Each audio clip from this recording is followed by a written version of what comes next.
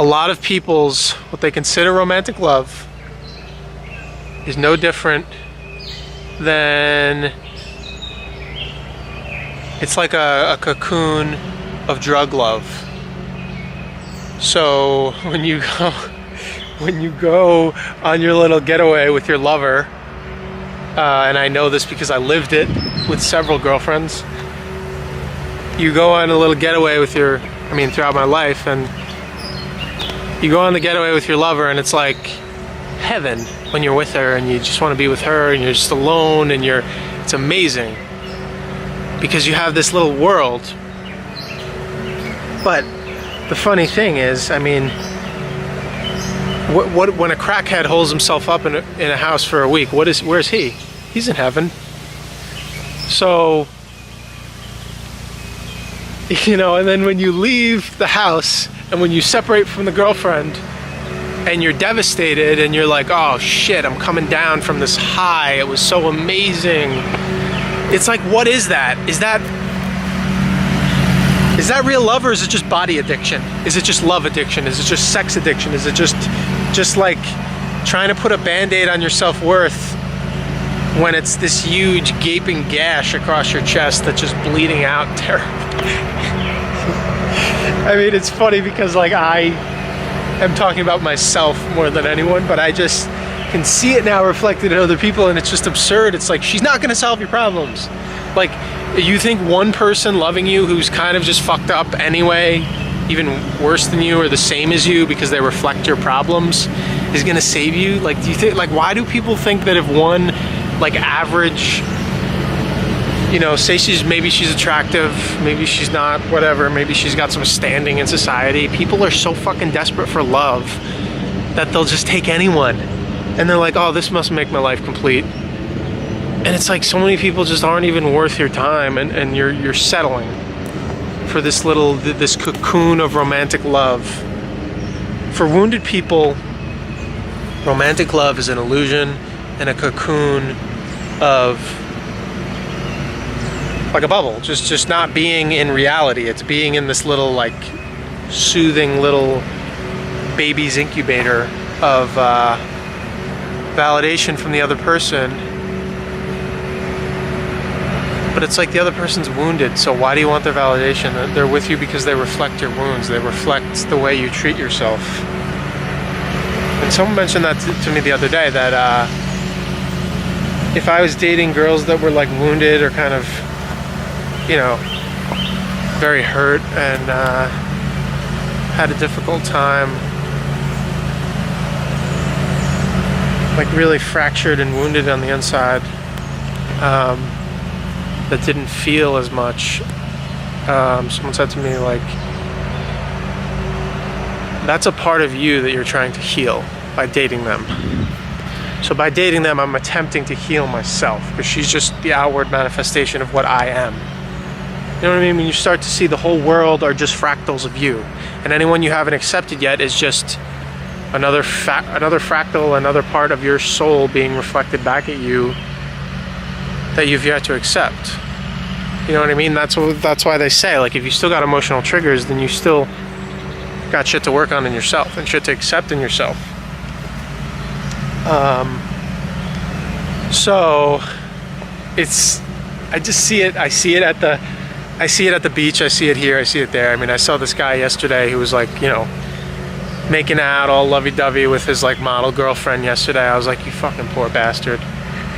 The guy with the hot girlfriend has it the worst, because if he gets dumped, like, he has to come crashing back down to earth and be like, oh shit, I thought my fucking life was complete. I thought I was awesome.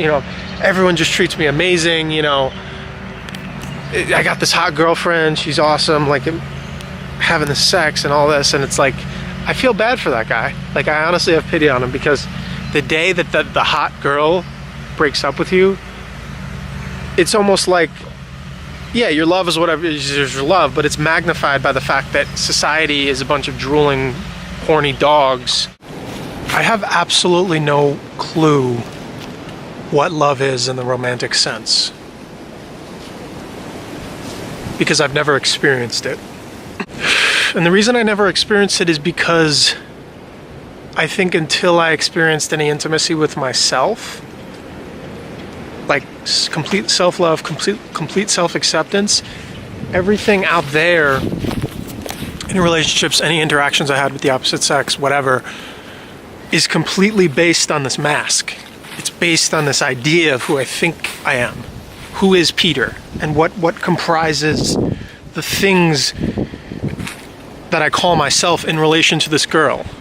To me, it's like almost like a horror story or a nightmare if I was to get into a relationship before doing all this work, because then I would be shackled to that idea of who I thought Peter was, who could only penetrate like up to the first floor. Like he couldn't go past that first floor of saying like, man, career, money, this trait, that trait, or shy or whatever, or a bunch of bullshit. So basically, what celibacy has allowed me to do, and like being away from all this stuff for a while, has allowed me to see that everything out there is just a reflection of me. And it's almost silly, it's almost like a stupid, it's a waste of time to go chasing it out there, because until you're aligned with what I've found is until I'm aligned with my truest heart and soul, and I excavate every last piece of junk and garbage that's in there, every last deception program, every last idea of who I thought I was, that this society implanted in my brain or told me that I had to climb a ladder and I had to fit into this box or that box or this ladder. It's all too limiting, you know? And I had so much junk to clear out. So I could never know what like is real love and what is just like an agreement, like sort of like a peaceful matching of two masks, like a set of traits of like she's this and that and she came from this type of family and this type of personality, and like you're sort of just playing this game of like, I find that a lot of couples, they marry based on sometimes a shared self-hatred, and sometimes a shared self-hatred, but also just kind of a low ceiling of like what they're willing to do in their life, because then they can both stay comfortable in those masks and have a shared agreement that they will never puncture those masks, because they know there's things hiding in the basement.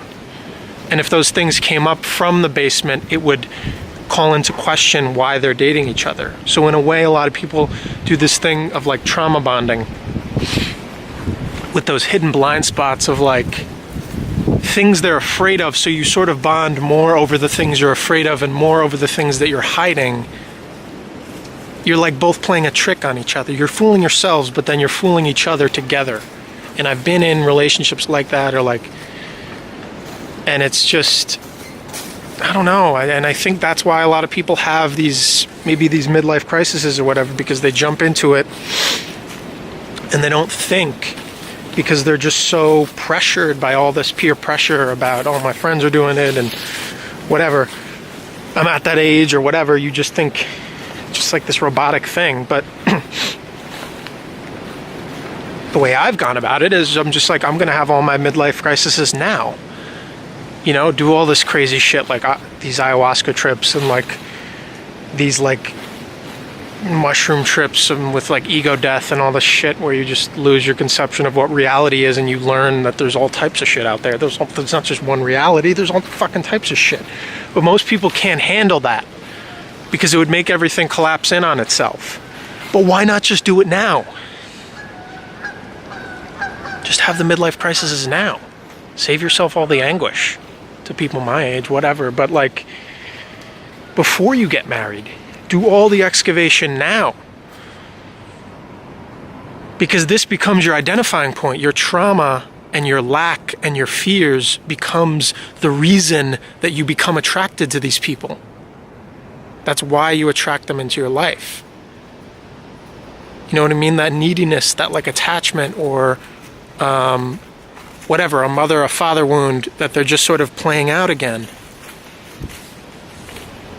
You know, so I needed to realize like No, I'm not. I haven't even not given one single thought to dating or going on one of these apps or asking someone out, because I've been so in my own world and so just, well, it's going to take a couple years, or it's going to take however long it's going to take to shovel literally the tons and tons of shit and garbage that's in me and that's been piled onto my heart my whole life about all these ideas of Peter that society tried to teach me and tried to fit me in the box and tried to meld me down and tried to push me down, which I think happens for everyone. Everyone's fighting this uphill battle of finding yourself in a society of like half-dead consumption zombie robots who don't think about anything but, you know, when am I going to have my next orgasm and have that beer and have that cheeseburger and all that shit.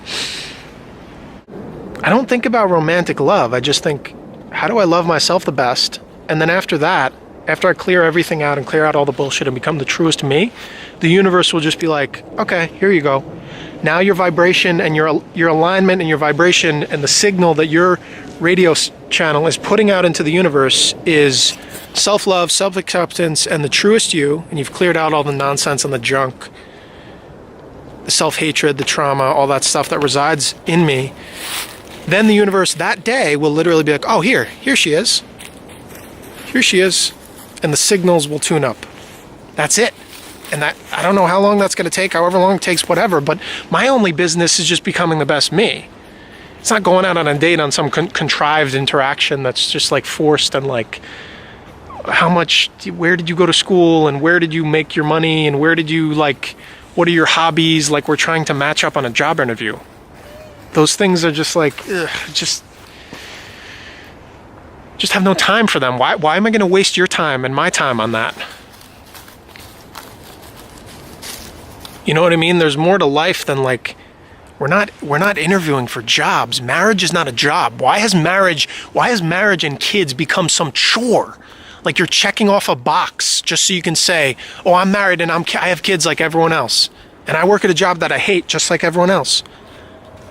So I'm good now.